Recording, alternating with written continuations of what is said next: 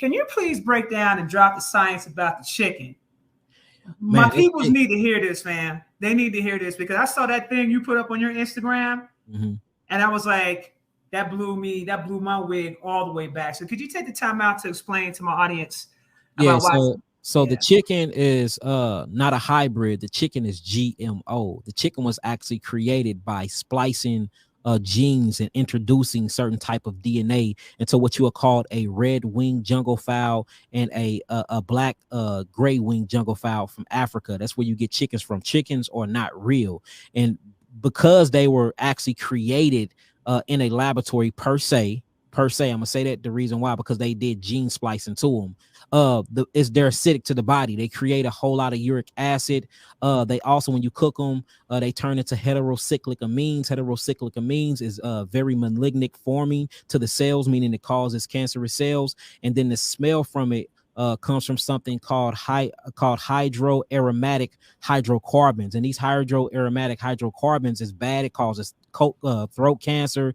Chickens are just bad, and their eggs are bad too. And then plus it's a meat. So they'll tell you that chickens come from the dinosaurs were their ancestors. And that's a complete lie, because when you look at the genealogy of the chicken, especially what the Rothschilds and the DuPonts at the Rothschilds Museum in Jerusalem in New York said about the chicken, they actually give you the history on where they come from. So, chickens are not new. Now, you see things about hens in the Bible and certain other literature, but they're actually talking about gray-winged fowls and red-winged fowls. That's what they was calling hens and chick hens back then. This new chicken that we talking about is totally false, and it's not only a hybrid, but it's GMO, and it's causing a lot of sicknesses, and it's one of the number one cancerous causing artificial meats in the world, y'all. Chicken causes cancer. And if you want to get down into the actual science of it, I mean, all of the political science, all you have to do is go on my YouTube, Yaki Awaken, and look at all of and you can cite this stuff. All you gotta do is Google it. And I'm offering $5,000 to anybody to clinically prove me wrong. $5,000. If you can go on there and dispute that with other articles, or you can dispute that with anything that is actually holds up and stands that's got a credible source that's behind it, I will give you some money showing you that I'm willing to bet everything on my bottom dollar that chicken is artificial. Chickens are new. Same thing with the cow. The cow actually comes from a Mexican black bull and a white Brahma bull from West Africa. That's where you get your modern day cow from.